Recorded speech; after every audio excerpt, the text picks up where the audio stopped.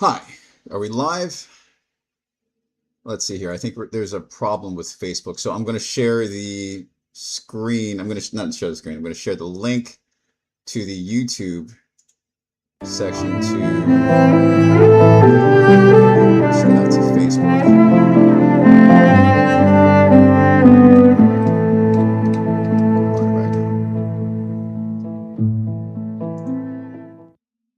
Just so that people see that.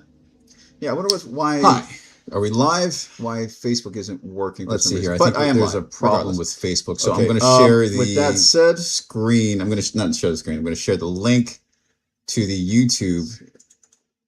All right. So, hi. Thank you very much for coming. I'm Mike Norton. Recently, I've been posting around on social media, as well as sending out revitalized emails to the Norton's Mind email list. I know I haven't been doing so for a long time. But what's going to happen from here on out is I have over an entire year's worth of content prepared for us that are all, each week is going to be focused on a different topic, and each topic is focused on various aspects of fatherhood, masculinity, building a family legacy, raising children, etc., etc. And you can see that in the comments, not the comments, in the post description, as well as the website itself, nortonsmind.com. With that said, I recommend that you watch the weekly video, the topical video, before the live stream. That way you'll know everything that I'm talking about. You'll have the context necessary to understand what it is that I'm even saying. This is the first live stream I've had quite like this. So I'm not sure exactly how this first one is going to go. I expect it to be a little rough. In fact, it kind of already is, with the technical difficulty pertaining to why it's not showing on Facebook. Let me see if I can get it to work on Facebook. But with that said, yeah, let's see. Is it working on Facebook? No, it's not, for some magical reason. No, but no, I think it is. I think it is working. I think it's about to. All right, that's it. Right, so every single Monday, I think I haven't quite solidified this, but every single Monday, I'm going to be posting a topical video.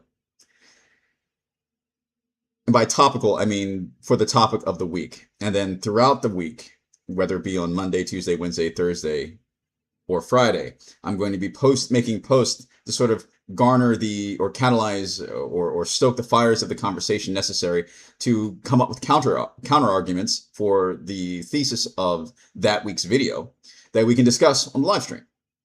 Right? So, okay, I think we're finally operational on Facebook. I think we finally are. Let me refresh. Great. Yeah. Okay. So we finally are on Facebook. So I now, from now on, I know how to fix that. Right. I know how to fix that from now on. Okay. So, yeah. So with that said, every single week, there's going to be a video posted, likely either on Sunday or Monday.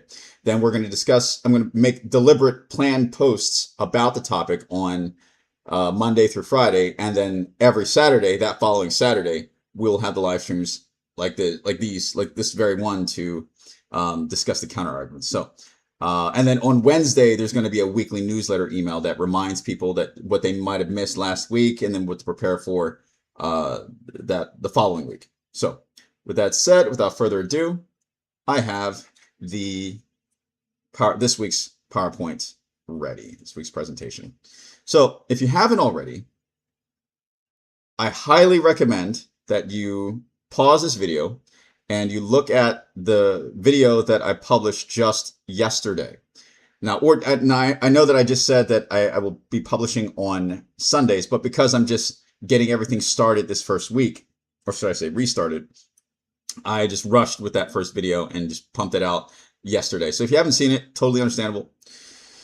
Pause this live stream, go see that video. It's only it's less than 10 minutes long, and then come back and then ask whatever questions you may have in the comments.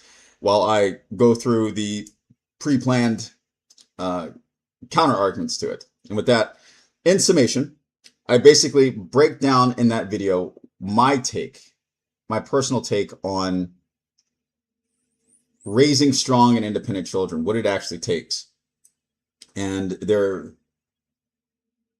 it's based on one overarching idea, which is simply to be present.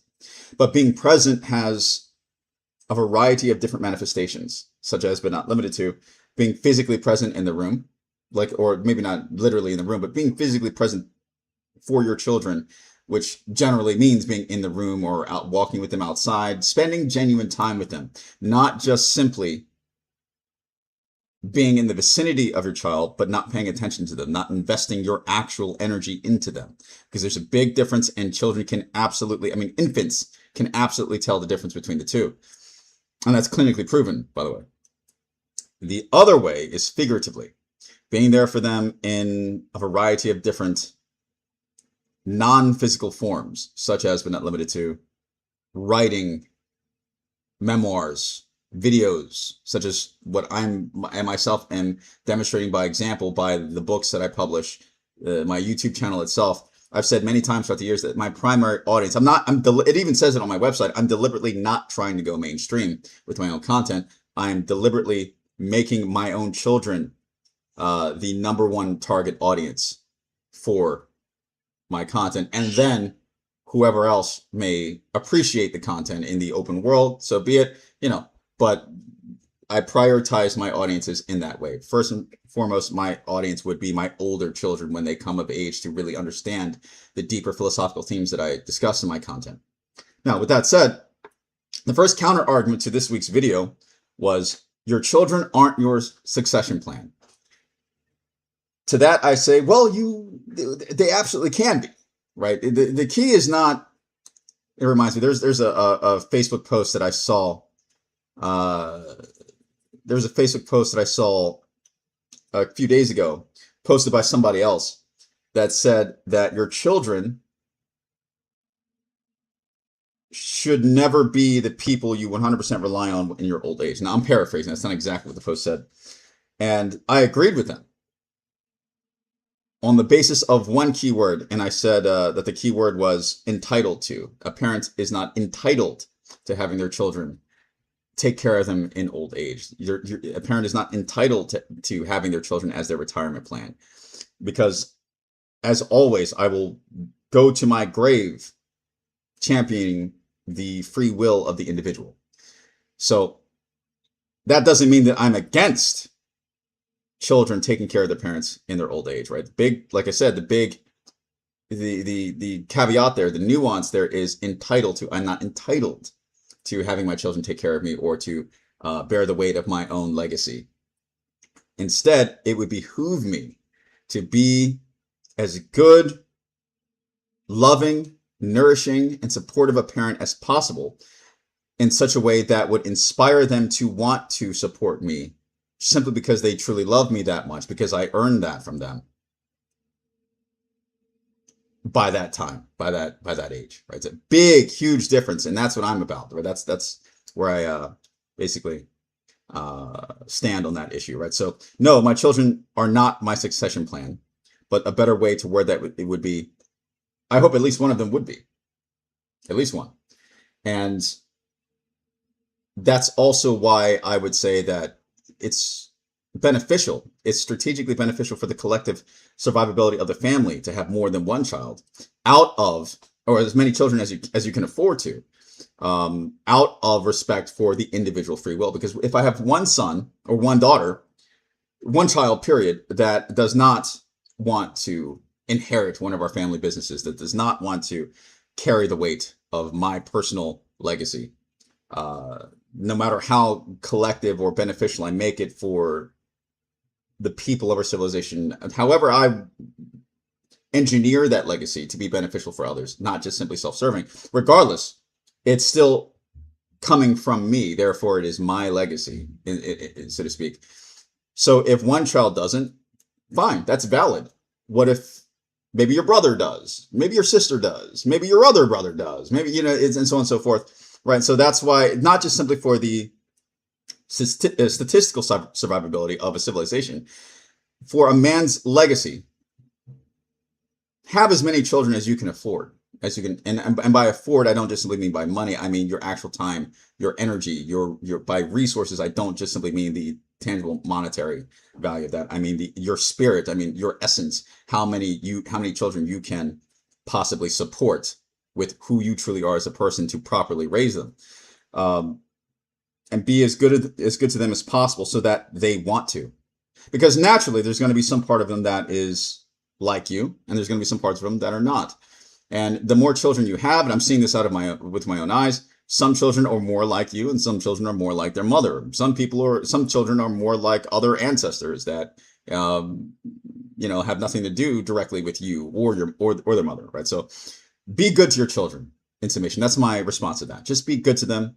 No, you're not entitled to having them bear your legacy. You're not entitled to any aspect of them supporting you in your old age or carrying on your dream, but be good to them so that they are inspired and genuinely want to, out of how they simply feel about you, which can only be earned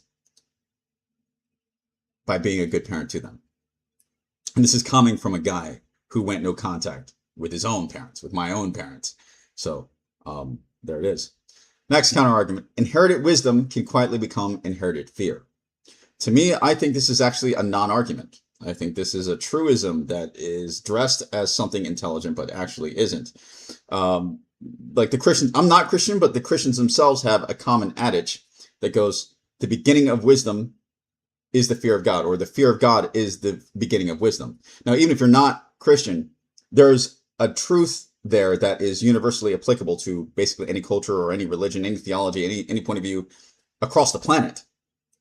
So when you say that inherited wisdom can quietly become inherited fear, well, of course it is, duh. But that's the whole point. What is wisdom if not hard-earned lessons from experience? And what does experience involve or entail other than various forms of suffering?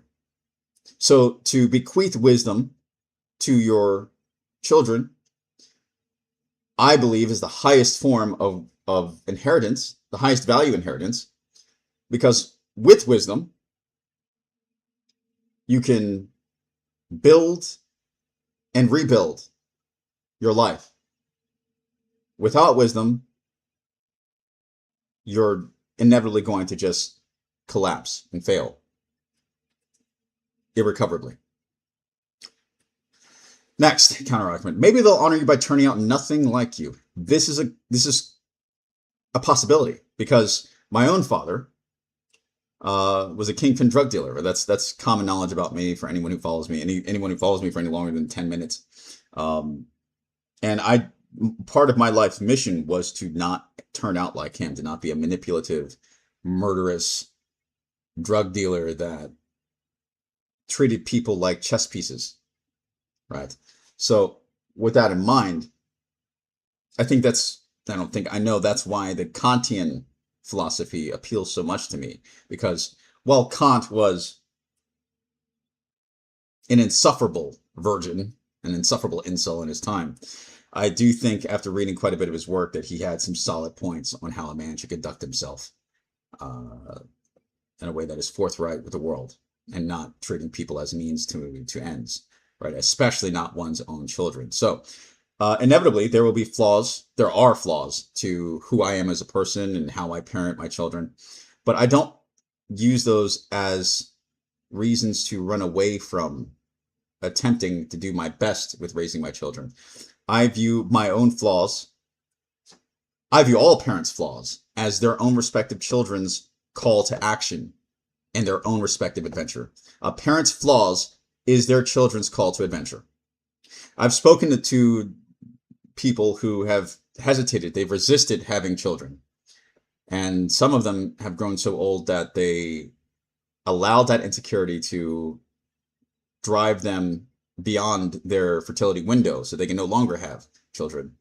And to that I told them, no, every single parent, there has never been a perfect parent in all of human history. It is actually, if you were to healthily integrate our own shadows, our own flaws into our conscious being, It's not, the logic should never be, the reasoning should never be, oh, I'm too flawed as a person, I don't want to mess up the next generation. It should be, no, because I am flawed, allow me to improve the next generation by showing them what I do know to be right, while simultaneously allowing them in their personal explorative journeys throughout life to surpass me in the ways that I am flawed. Right? Your flaws are your children's call to adventure if you choose to view it that way. And well, there it is, right? So, what, like, for using again my own father as an example, my dad's flaw was, at least in my opinion, I didn't like how he was manipulative. I didn't like how he built an empire based on glass, and he hurt a lot of people that I would never in my own life. So, with that said, I honored him by becoming basically his polar opposite in the way that I conduct myself throughout the world. Yet his spirit is with me. I'm aware that a great portion of his own psychology is embedded deeply within my own subconscious mind, whether I like it or not. And that leads into why I'm so fascinated with Jungian psychology, because there is a part of me that can absolutely be manipulative and look at people as means to an end. But as long as I am able to acknowledge that dark side that I get largely from my father, I can demonstrate the will necessary to choose to be better. And that way I am the next stage of evolution for my father, by how his own flaws and my desire to overcome them was my personal call to adventure and my own self-actualization, leading to being that next step. And then the flaws that I have that I was not able to solve within my lifetime will be, or could be at least, the next step for my own children in that way. So there it is. Okay, so next point. Know what it's like to be me, can slide into carry what I carry too soon. That is true, right? So that's why in the video I said to prepare and test your children in tiers in direct proportion to their age, right? So obviously I wouldn't expect my 5-year-old son to do 90% of the things that I can do as an adult, right? But what can I expect him to do? I can expect him to clean up his toys when he's done with them, for example. I can expect him to mind his voice, to not talk when I'm talking or when mommy's talking, to respect when an adult is in the room. I can expect him to, I can hold him to the responsibility of not using bad words on the rare occasion that he does hear them, and so forth, right? So it's all about proportion and context with that. Next, your kids need your love, not a monument to your mind. Okay, well, define love.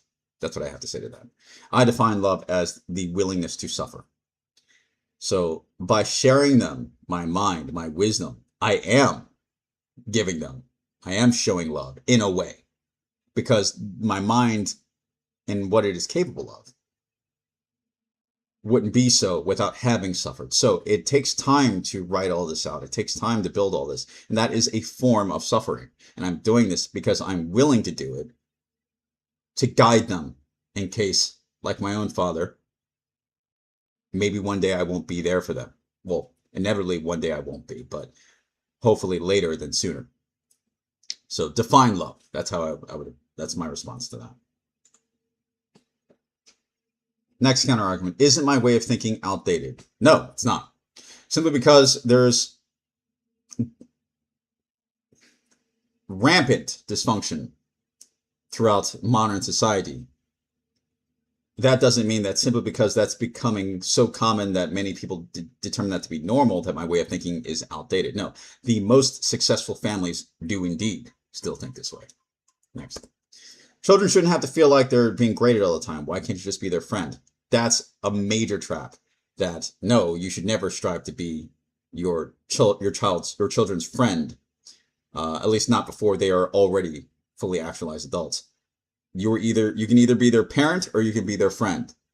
And when you try to be their friend, the adults who try to be their children's friends end up generally end up not liking the children upon becoming adults, and that child does not really learn respect, which is critical not simply for the ego of the parent, but for navigating the laws of society. You need to learn how to respect authority in order to be a functional citizen of society. And that begins at home. That 100% begins at home. So for the insecure parents that think, no, I'm not going to be hard on my children the way that my parents were hard on me. I'm going to be the cool parent. That's a death trap, both literally and figuratively, depending upon the situation that the kid grows up into, or falls into, should I say. No, simply because you choose to be authoritative does not mean that you choose to be authoritarian. Being an authoritative parent and being an authoritarian parent are two completely different things. You don't have to be a tyrant, but also at the same time, don't be unwilling to be disliked at times for the greater good of your child's character development. A child should never have to earn trust and respect from their parent. Bullshit. Bullshit. Okay, here's an extreme scenario, but it is in fact a scenario. Let's say, God forbid, one of your children gets hooked on drugs when they're a teenager or perhaps early 20s. Okay, if they get hooked on drugs, there are countless stories of children getting hooked on drugs and becoming manipulative liars who steal money and other valuables from their parents, and it's horrible, right? So if a parent does not have boundaries and conditional trust and respect, then you set yourself up and your child for that kind of failure. No, trust and respect should absolutely be earned depending on the basis of your child's respectable and trustworthy behavior. Trust and respect should be earned on the basis of trustworthy and respectable behavior. Period. For their own good. And that's the list that I was able to prepare for this live stream. I didn't want it to be a very long one. Again, this will evolve depending upon how. Your feedback tells me what you liked about the live stream, what you didn't, what I could do better next week. Remember, this is the first time in a long time that I've held a Norton's Mind live stream. And even with the live streams that I've held before, they weren't quite like this. So do let me know in the comments, even if you're not watching live. Thank you for watching at all. Assuming that you're if you're hearing these words right now, you are in fact watching it. But even if you're not watching live, if you're watching this after it was posted, thank you very much. Let me know what you think and what I could do better in the comments. Thank you very much. Oh, and in summation, the challenge with my philosophy is in adequately feeling out the line where the challenge with my philosophy is in adequately feeling out where the line is between simply arming a child with what they need to flourish without you and pressuring them into becoming you, right? You want to do more of the former than the latter, and sometimes that's more of an art than a science, and I acknowledge that.